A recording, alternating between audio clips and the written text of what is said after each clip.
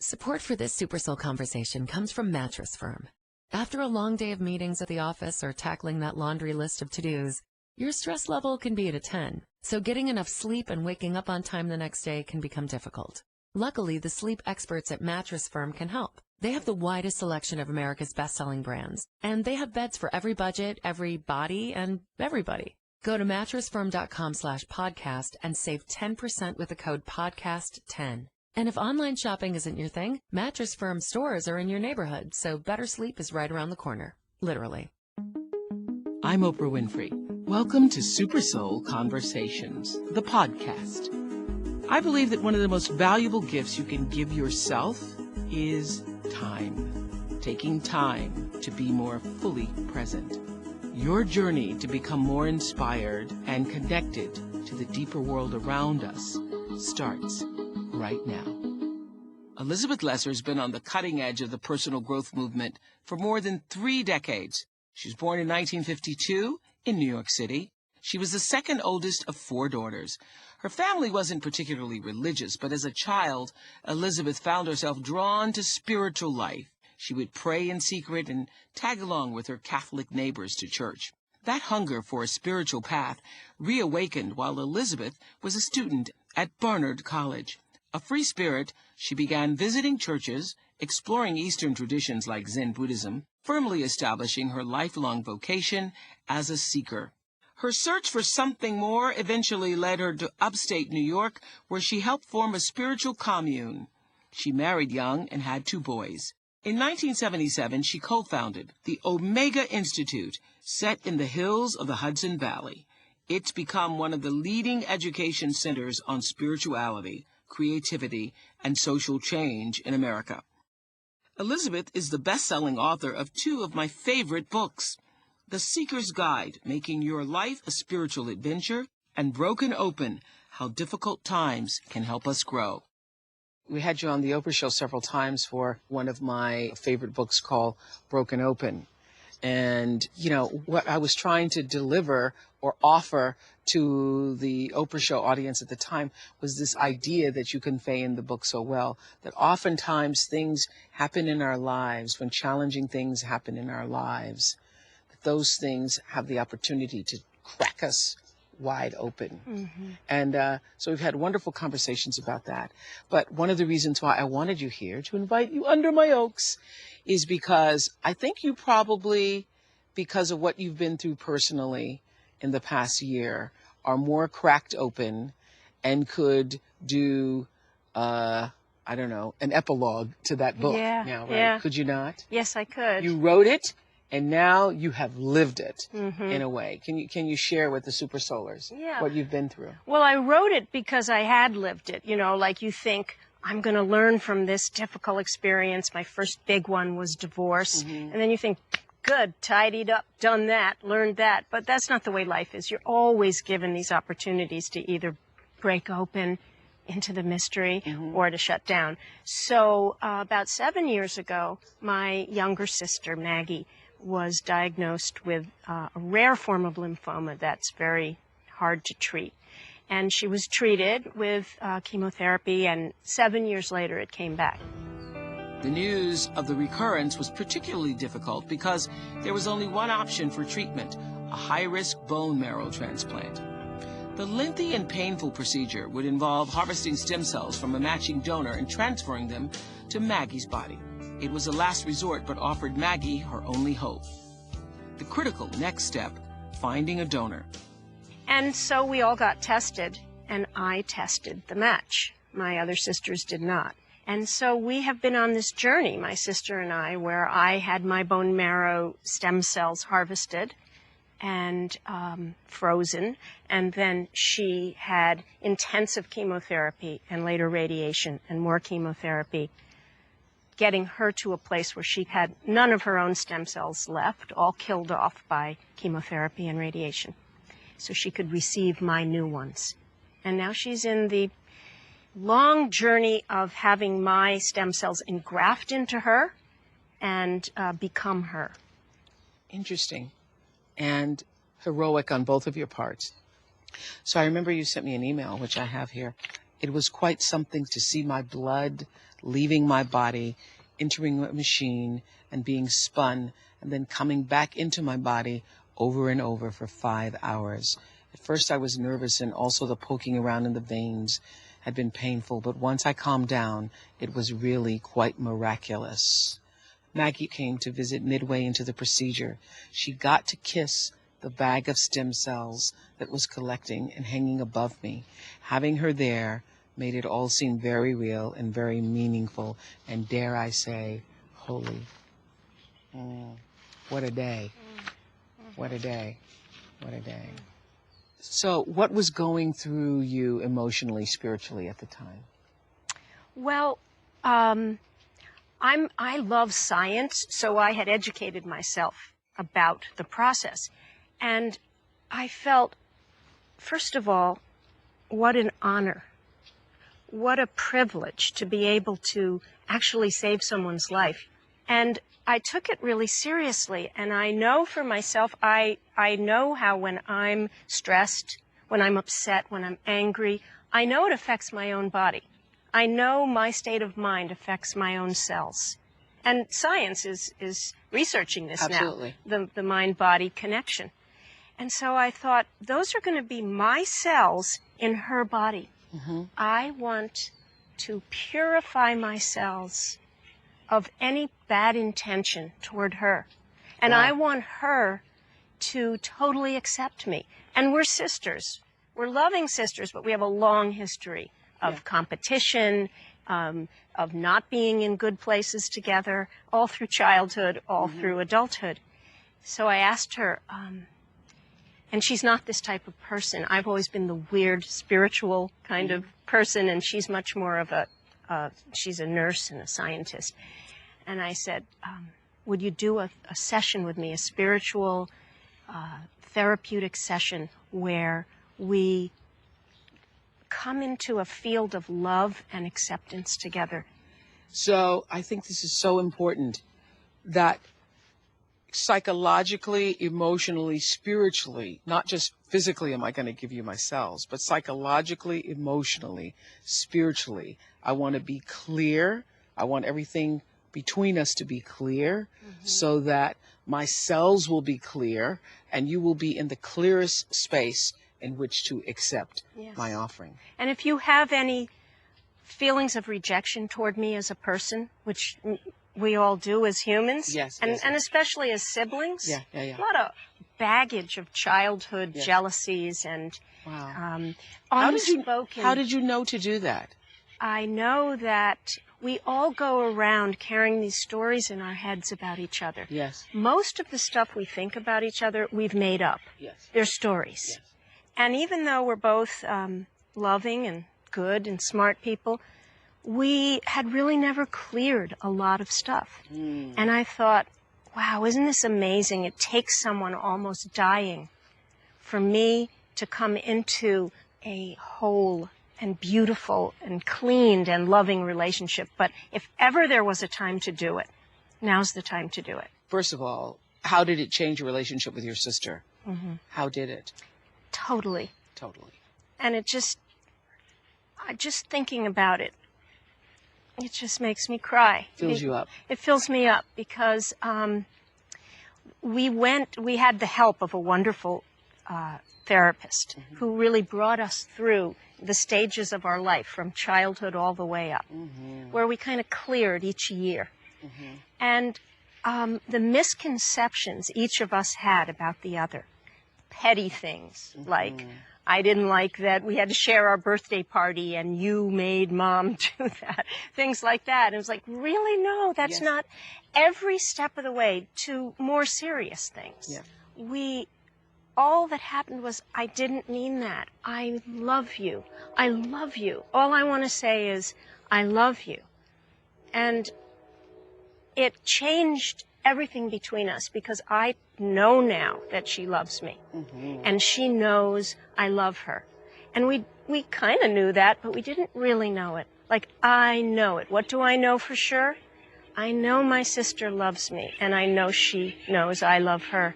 So I was able to give her my cells. I was able to give them in love, and release them into a field of love.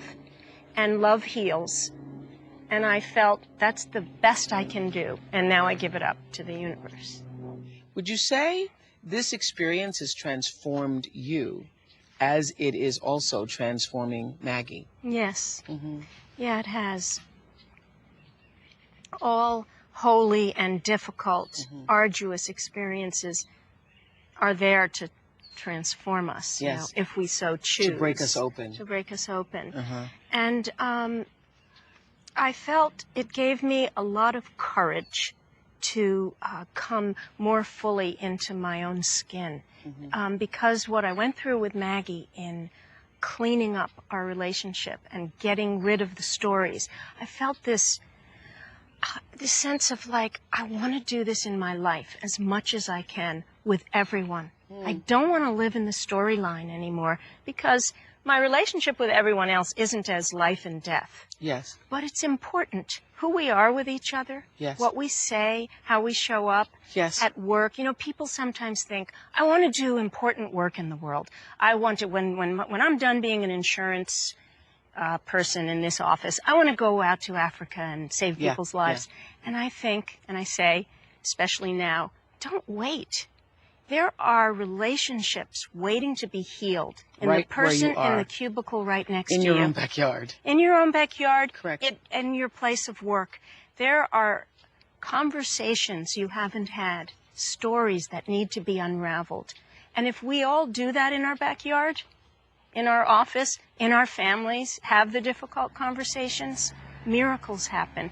So what has this process taught you? It's taught me that I am enough, just who I am. Just showing up for my sister, who I am, is enough. And it really brought me very deeply into that teaching that my soul is enough. Not what I do, not who I am. When I showed up there with my sister, she didn't care my credentials or where I'd been or who I know or what book I was writing. She wanted me. And that was very hard for me to really wrap my heart around. You mean I'm enough for you? You really want me? And I think we all struggle with that. Like we think we have to be somebody, do something, say something, when really our souls, our golden, radiant core is enough. And that's what people want. They don't want you to impress them with your wisdom and they don't even want you to do anything for them. Just come be with me and be your true self. Be your genuine self. We want each other. I want you. I just want the real deep you. Maybe it's because we're sisters in our 60s. As you know, as we're taping this is on the eve of my 60th birthday. And as we were walking down to the Oaks, I was saying to you, it's the birthday that I've actually thought the most about. It's the one I've taken the most seriously. And at one point, I was planning a birthday party. And I was doing this because I recognized that the reason why I was having this big birthday party is because someone had asked me months ago, what are you going to do for your birthday? And I think I just blurted out, oh, I'm going to have the biggest birthday bash ever. Now, instead of just saying, I really don't know, I hadn't thought about it, I felt that everybody else is thinking about it, so I should do something. So I started this idea of this party and recognized that a big party with over 400 people was the last experience on earth I really wanted to have. I mean, if I were leaving the earth tomorrow, that would be at the bottom of the list of things I would want to do. We begin to think like that at 60. Because is that what happens? I think so, because I was like, that isn't what I want to do. What do I want to do? I really just want to be whatever. I'll have a cup of tea, a cup of chai, I'll be with Stedman, I'll be with the dogs, I'll call over a few friends, but 450, nah, that's going to give me great anxiety. Yeah. I will have to tell you, that's one of the most liberating things I've done. Well, I think it's appropriate for at least the way I've been feeling in turning 60 is I'm feeling both more simple and more grand. But the grand is a soulful grandeur, which is ever more myself, but also nobody. I'm both more who I am, and I don't really feel like anyone. I just feel part of everything. Wow. That's really wonderful. Mm-hmm. That's really wonderful. If 60 means anything, Mm-hmm. it really, really means being able to sit within the seat of your soul, Mm-hmm. inside yourself, and say, what do I really want? That's right. So when you think back to your younger self, we were walking down here talking about, gee, both of us are 60. You're 61, I'm 60. Did you imagine that 61 would be like this, that you would feel this great, that you would look this great? No, I imagined 60. 60 is the first age that feels kind of like old. You know, when I turned 50, it didn't feel that way. At all. But I definitely feel the gravitas of age. Mm-hmm. You know, I feel like maybe I do know something. Yeah. But as I said, I also feel free, more free. Yeah. It doesn't even Well, that mean is anything. what I wish for myself. I wish for the freedom of, other people's expectations and other people's anything. But also, I would agree, I feel that it is significant and worthy of sitting with it and acknowledging it and being with it and knowing. And when people say, do your grandchildren call you grandma? As if that would make me feel old. I'm like, well, what else are they going to call me? Mm-hmm. And do you tell people you're 60? And do you feel like an elder? And I want to get comfortable with, I'm an elder. Mm-hmm. I'm an elder. And I feel more and more like my role is to be there for people coming up. Yeah, I've I do had too. such a great life. Who can you lift up? Yeah. But also, this is what I also refuse to allow to happen to me, because I know it will in the media, is for people to put you in a box as to what that is supposed to look like. I think it's really important for you, for me, for anybody who's turning 40, 50, 60, 70, 75, Jane Fonda, 80, Gloria Steinem, is to define that in your own terms and to make it your own. Because that is what women have fought for. Absolutely. That is what women have fought for, is for you to have the right to make it whatever you want it to be. Yes. And the easiest way to do that is just check in every day. Who am I? What do I feel? And to do it. Yeah. This Super Soul Conversation continues in just a moment. Support for this Super Soul Conversation comes from Weebly, whose mission is to help people turn their ideas into successful businesses. Last year, more than a quarter of Americans said they would start a business if they could. Weebly loves this creative momentum and is set out to make it easier for dreamers and entrepreneurs to share their stories and get their products in the hands of customers who will love them. Yes, Weebly lets you get a domain and easily build a great-looking site. But more importantly, it has powerful tools to help you grow your brand, process payments, manage inventory, send marketing campaigns, and get discovered online, all from one dashboard that's simple to use. They've also got an incredible customer success team, which means you can pick up the phone and get guidance from Weebly experts. No robots, no scripts. So whether you're just looking to share your products with your community or create a booming creative empire, Weebly is here to help you build the business of your dreams. Remember, all of Oprah's favorite things were created by someone with just an idea. So get out there and share yours. And as an Oprah fan, you can visit Weebly.com/supersoul to get 15% off your first purchase. Weebly, more than just a beautiful website. So your ability to introduce other people through Omega, through your own learnings, has that been one of the reasons why your own spiritual growth has been so profound, do you think? Yeah. You know, when they say you learn the most when you teach. Yeah, I certainly feel that. They also say you teach what you need to learn. Yeah, absolutely. I feel that for myself. And also, one of the things Teaching it keeps me in the vein of it. It keeps me constant with it. It keeps reminding me. It keeps me... And looking for language to wrap around concepts that really are not describable. Correct. You know, what is the soul and God and cosmos.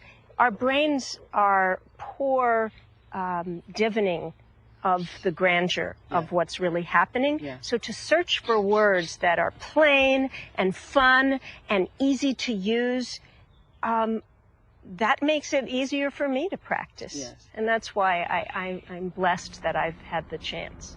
You're the one who introduced me to Hazrat Inayat Khan, who was one of the leaders of the Sufi movement.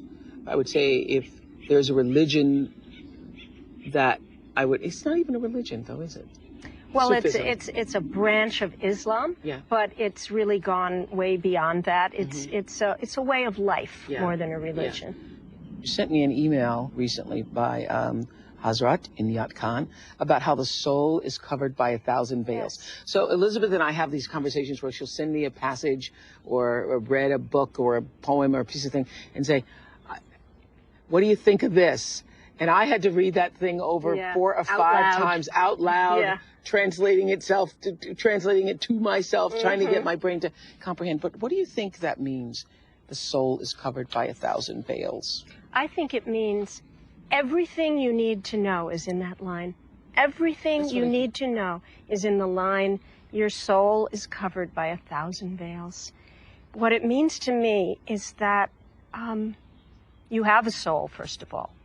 And that soul is like the music, God's music, your song to sing here on this plane.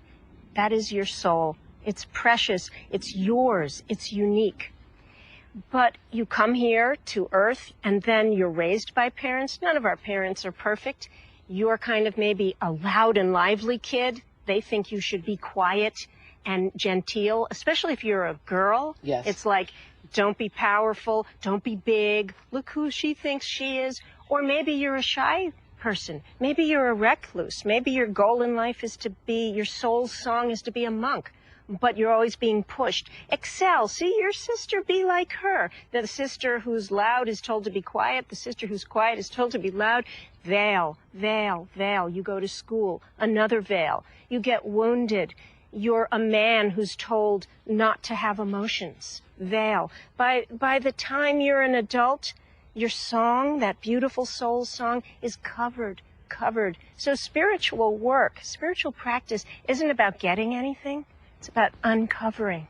That's why spiritual work... Because everything goes back to Dorothy, Glinda the Good Witch. You already had it. You already had it. And really, that's what the journey's all about, isn't it? That's what it's about. It's uncovering and peeling back the veils. And there's so many wonderful ways to peel back the veils. That's why I think things like psychotherapy or coaching, like what Brene Brown does, that's holy work. That's veil peeling. Yes. And so is getting healthy. You know, some of the worst veils we suffer under are unhealthy bodies. So healing work is veil. It's a literal shield. It's a literal shield. Yes. So spiritual work is taking care of your body, it's taking care of your psyche, it's doing meditation to quiet all of those stories we're telling ourselves. Mm-hmm. And however that meditation takes form for you, I think, you know, one of the wonderful things we've been able to do on the web with Deepak is the 21-day meditations. That's not for everybody. You know, I meditate daily, regularly, but I also have many different forms of meditation. Sometimes just walking in silence and just sitting and being, or for many people it's with a piece of music that lifts you up. It's dancing. It's going to church. You know, prayer is a tremendous veil buster. You know, because you pray to God, remove the veils. That is my prayer to God every day. Remove the veils so I might see what is really happening here and not be intoxicated by my stories and my fears. Do you find that the spiritual path gets easier? Yes. The longer you're on it, does it get easier? Absolutely. Let's say it's, you know, they call it spiritual practice. Yes. Because it's like basketball practice or scales. You practice not to become a great scale player or drill doer. You practice to become an artist. And spiritual practice actually works. Meditation, prayer, whatever you do. Practicing gratitude. I would say, I've said this many times, I cannot say it enough, because if you didn't hear it the first time, and also maybe you didn't try it, but gratitude is the single best way I have ever discovered of changing your personal vibration. Yeah. You can instantly do it with gratitude. I love this Latin term amor fati, love of fate, instead of bemoaning your fate.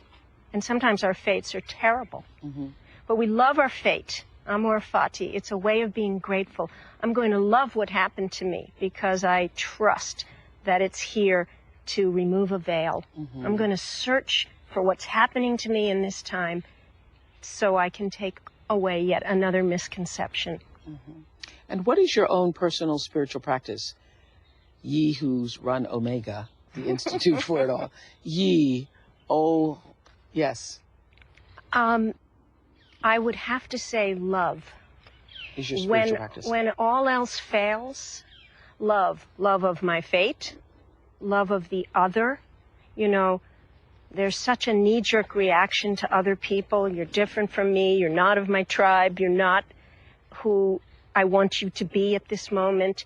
Judgment, fear. I find the thing that busts through otherizing is love.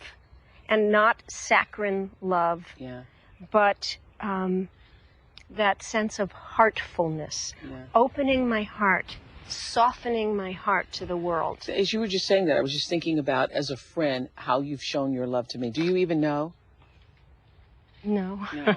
It's going to make me cry. Okay. Don't cry.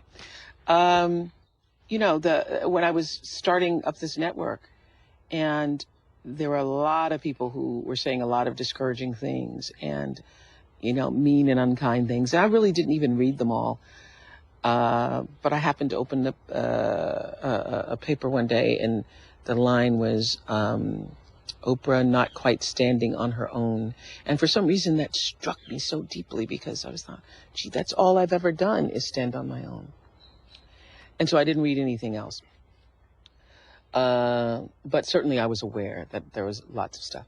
And then I thought, well, this is a great lesson for the thing that I say I want to most learn, is not worrying about what other people think, and being focused on, you know, what is the next right move and the next right move with my team.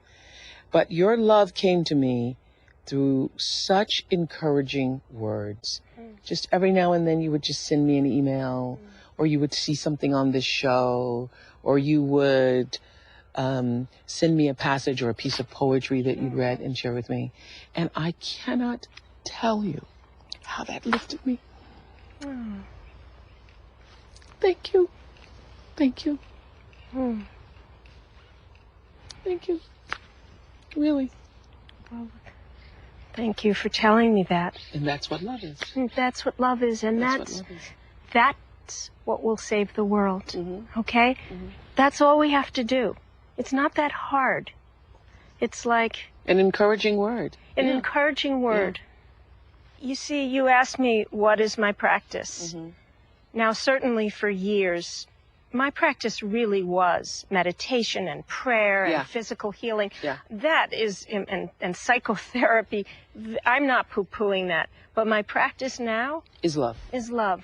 And how can you put that into to being? And it's not phony. It's like, I wouldn't have sent you encouraging words if I thought you were doing the wrong thing. That wouldn't have been a good friend. But I look for ways, and everyone can do this, and many people do it. Look for a way to lift someone up. And if that's all you do, that's enough. Okay. You were saying earlier how hard it is to say what the soul is. Do you have words? Well, I also found myself saying earlier that the soul is like a silent music inside. Quiet, beautiful song that you were given to sing here on earth.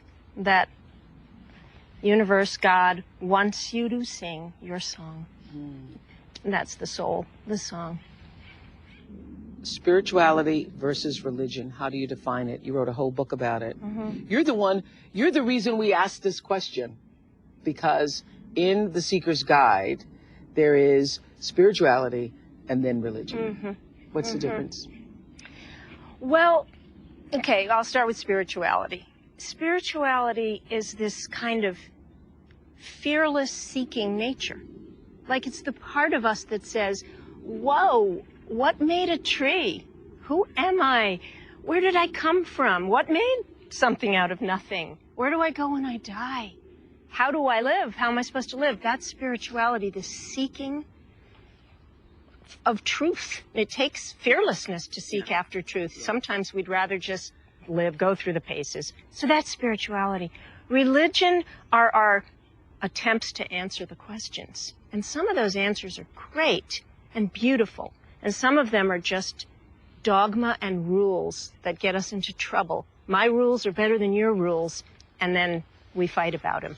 Right. So spirituality are the questions, and religion are our attempts to answer them. What is the lesson that took you the longest to learn? I'm still learning it. Love, acceptance, not judging. Mm-hmm. Do you see a purpose in suffering? What's the purpose of suffering? I think we create suffering, but once we've created it, it's to help us learn. Can we learn as much from joy as we can through suffering? Yes, we can. Yes, we can learn as much from joy. Spirituality is not about suffering. You know, sometimes people are so serious, I'm such a serious seeker. But joy is a great teacher as well. All right. How do you stay awake? How do I stay awake?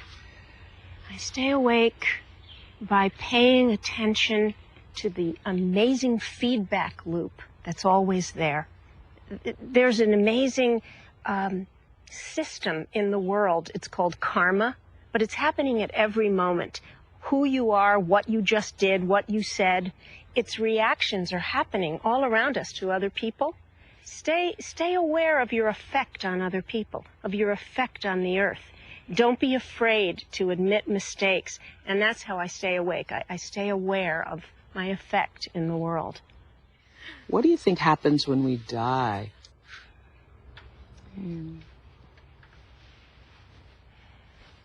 I was thinking about what happens when we die. I think about it all the time. But I was thinking about it when I was about to get on the plane to come here, and I was noticing how whenever I'm about to go somewhere, I'm always resisting it. Why am I leaving home? I like it here. Like, I don't want to go there. And, Believe me, I feel that. and even if things aren't good at home, there's always this resistance to change. And then you get on the airplane or the train or whatever, and you're like, what was I afraid of? This is an adventure. And I think that's what will happen when we die. It will be we resist, we're afraid, what's coming, and then it will turn into an adventure. And such a surprise. And a surprise. That's what I think. You know, it's what Whitman says in Leaves of Grass. That's it's going right. to be such a surprise. Yeah, death is not what we think it is, is what he says. Yeah. What do you know for sure? I know for sure that when in doubt about what to do, and we often are, be loving. Don't be phony about it, but love. It's the great answer to everything. Look for ways that you can offer it. That's what I think. Yeah, look for ways that you can be it. To be it. Be love. Yeah. Be love. That's what I know for sure. That is a good game plan. Love that. Thank you. That was great. That was great. Hey there, podcast listeners. I have exciting news. We're launching a brand new podcast. In addition to Super Soul Conversations, it's called Oprah's Masterclass. The Masterclass podcast allows you to hear the greatest life lessons from some of the most respected and renowned actors, musicians, public figures, and athletes in their own words. Listen as Jay-Z, Justin Timberlake, Ellen DeGeneres, Shaquille O'Neal, Reba McEntire, Dwayne Johnson, and Jane Fonda, just to name a few, share what they've learned about life and their own insights into their personal stories and challenges. I believe that there's something to be learned from every experience, and everyone can use their life as a class. Oprah's Masterclass podcast will be available July 19th on Apple Podcasts. Subscribe now and listen free. Go to applepodcast.com/Oprah's Masterclass. I'm Oprah Winfrey, and you've been listening to Super Soul Conversations, the podcast. You can follow Super Soul on Instagram, Twitter, and Facebook. If you haven't yet, go to Apple Podcasts and subscribe, rate, and review this podcast. Join me next week for another Super Soul Conversation. Thank you for listening.